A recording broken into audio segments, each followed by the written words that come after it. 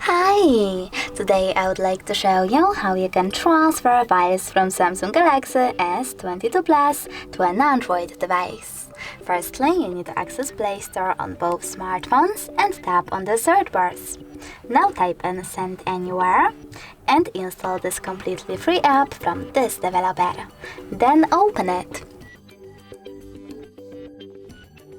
From this screen over here, you need to choose I accept, confirm, continue and allow. Then do exactly the same on an Android. So I accept, confirm, continue, allow.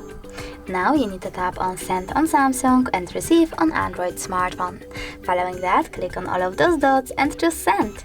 This way you will select all of those files and transfer them later on. It will take some time though to transfer all of them, so I will go with only one photo. Choose Send and tap on Got It. As you can see from here, we have two ways to connect. We can scan this QR code by tapping on the scanning icon on an Android, choosing while using the app or only this time, and pointing our camera at the code.